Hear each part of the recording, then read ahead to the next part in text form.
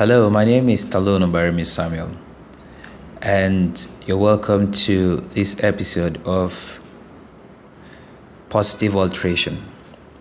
Today, I will be talking about the quandary of corporate leadership and the importance of co-creation. According to Jean Hastings in the article Social Art History, too many of the problems in society today stem from leadership. Unfortunately, such leadership is grossly ill-prepared to deal with present diversity and complexity. More unfortunate is the fact that this is not about inadequate training in a world that has supersonically become a global village, but even more tragically, it's about a lack of human resourcefulness. We're talking about the unwillingness of leaders to leave their comfort zones. While our leaders appear to have been educated for a different world, a world that is long gone. This is evident in the chaos, hatred, and bitterness that is prevalent in today's world that the formulas and stopgap solutions of the past can no longer contain. This has given rise to the strongest outcry so far in the history of man for massive citizenry transformation and moral solidity. At this point, it's important for us to note that the African business community is not immune to the burns of this corrosive trend. Unfortunately, some businesses have been left with deep scars. One basic reason for this is that African businesses today are blessed with managers of different generations and in many cases different cultures.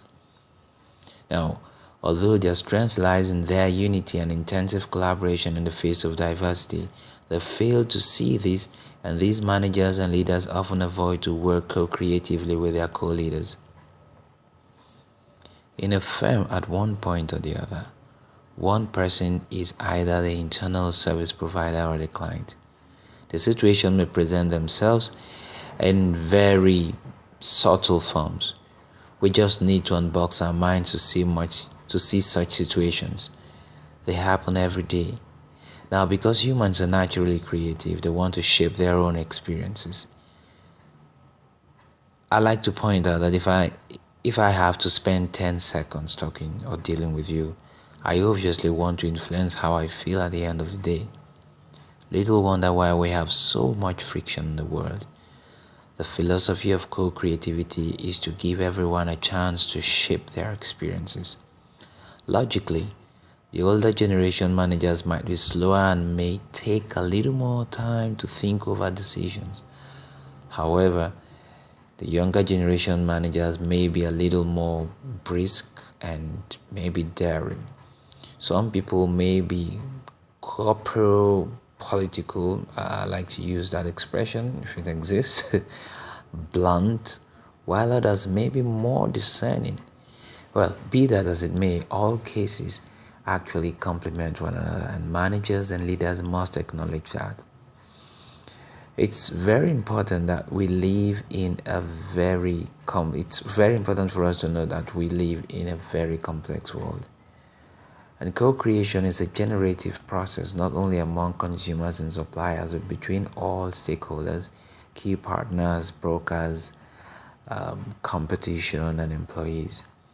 Co-creation can be said to be a method of creating value by allowing participation and input from all sides with a view to innovating value for all. At its early stage, the definition was restricted to just consumers and suppliers.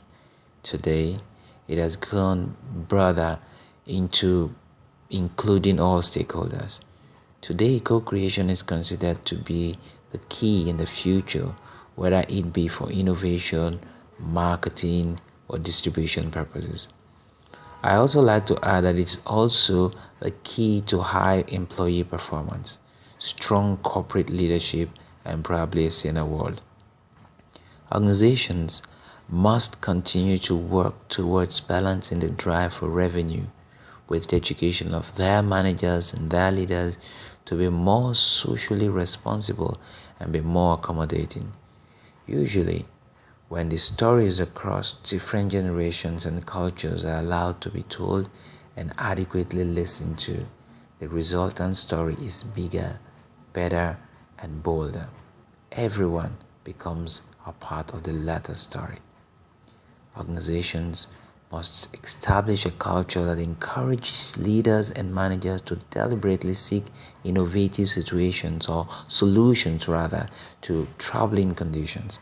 They must seek to grow managers and leaders that understand the deeper issues of today's world and can air their views, however dissenting it might be, in a clear, respectful but firm manner while accommodating the prevalent social complexities. You see, I like to say the rule is simple. Someone mustn't lose for you to win. If African businesses yearn to forge enduring multi-stakeholder partnerships, create multi-sided sustainable business value, then strong corporate culture that nurtures strong leadership with stable succession plans is inevitable. And for this to happen, they all need co-creative revolution.